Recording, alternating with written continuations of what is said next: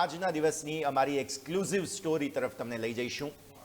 Apollo ગ્રુપની એક company, નામ છે Apollo green energy.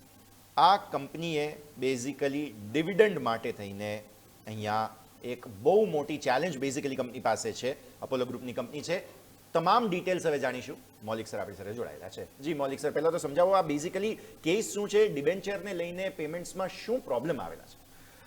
Apollo green energy basically Apollo ગ્રુપની કંપની છે અને એમાં રાજ કંવર જે ઓંકાર કંવરના સન છે એ અત્યારે સીએમડી છે.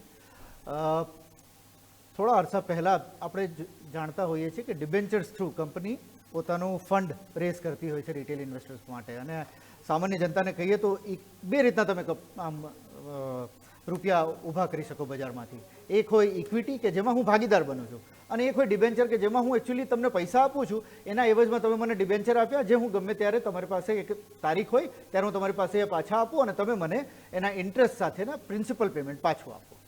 છેલ્લા એક વર્ષથી એવું થઈ રહ્યું છે કે કંપની જે ડિબેન્ચર્સ 19 કરોડના એમણે ઇસ્યુ કરેલા હશે એ હજુ સુધી પ્રિન્સિપલ તો ઠીક પણ ઇન્ટરેસ્ટ પણ નહોતું આપ્યું. ઇન્ટરેસ્ટની ઉપર એક પીનલ ઇન્ટરેસ્ટ આવે તો પીનલ ઇન્ટરેસ્ટ લાગવામાં આવ્યું.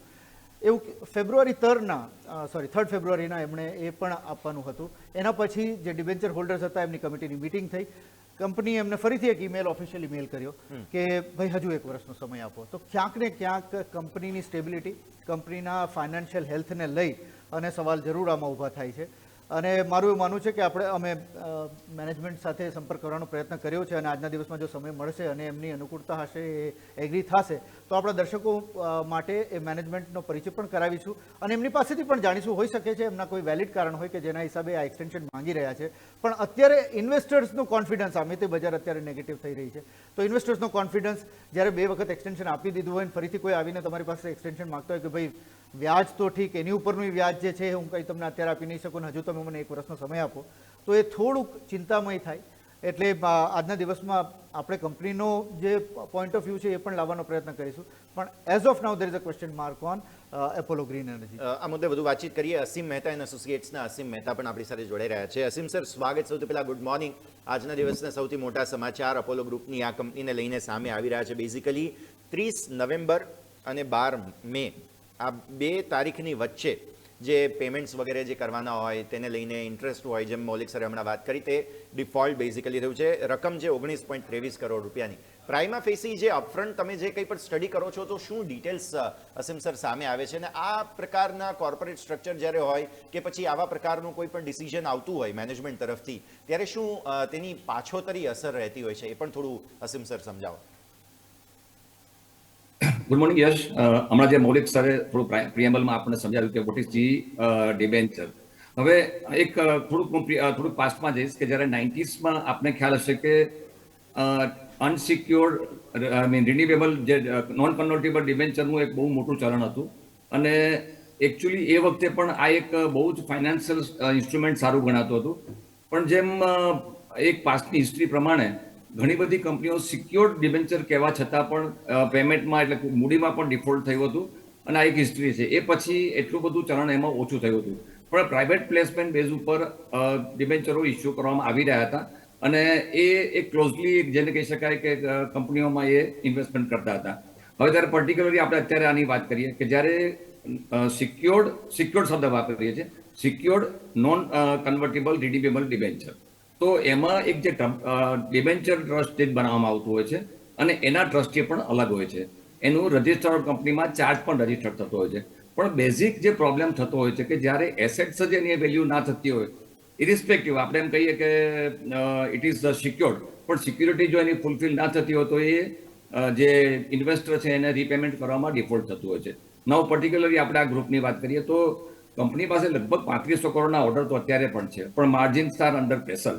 અને એ કારણસર કંપની રીપેમેન્ટ કરવામાં લિક્વિડિટી ક્રાઇસિસ બહુ છે કંપની પાસે અને એ કારણસર એ રીપેમેન્ટ કરી શકતી નથી. બીજી વાત જે છે કે જે ક્રિસિલનું રેટિંગ છે એ પણ ડી ગ્રેડ કરવામાં આવ્યું. ડી ગ્રેડ એટલે કે કંપની ઇન્ફોર્મેશન પર પૂરું પ્રોવાઈડ નથી કરતી અને એ કારણસર ક્લિયર પોઝિશન ખબર નથી પડતી કે ખરેખર એસેટ્સ એટલી છે કે નહીં. ત્રીજી વસ્તુ એ છે કે જે ઈડીની રેડ પડી એ પછી કંપનીને વધારે તકલીફ પડી છે અને એવું બહાર આવ્યું છે કે એમણે જે કહેવાય કે ચેકો આપીને સામે ફાઇનાન્સ લીધેલું છે.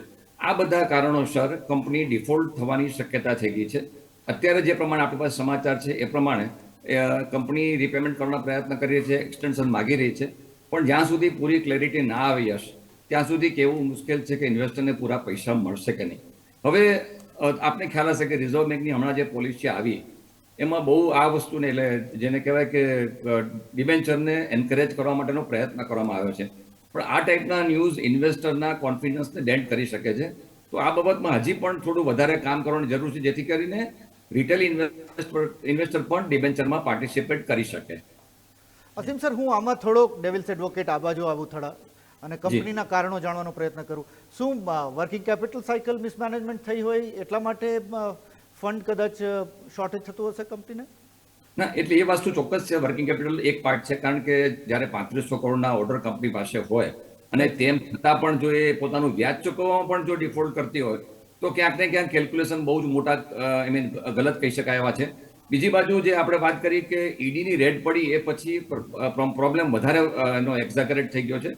કારણ એક જ છે કે જ્યારે company apart from the secure debenture જો એ પોસ્ટ ડેટેડ ચેક આપીને ફાઇનાન્સ દેતું હોય તો સ્વાભાવિક રીતે એક ડાઉટ તો ઊભો થાય છે કે આમાં ટ્રાન્સપરન્સી પણ નથી અને ક્લેરિટી પણ નથી. કારણ કે 2025 અને 2026ના અર્લી એટલે હમણાં જાન્યુઆરી ફેબ્રુઆરીના જે રિપોર્ટ છે એ પ્રમાણે કંપનીએ હજી પણ ડિટેલ્સ આપી નથી અને એ કારણસર ક્રિસિલે ડી રેટિંગ આપ્યું છે. I think that is a very worst part of it.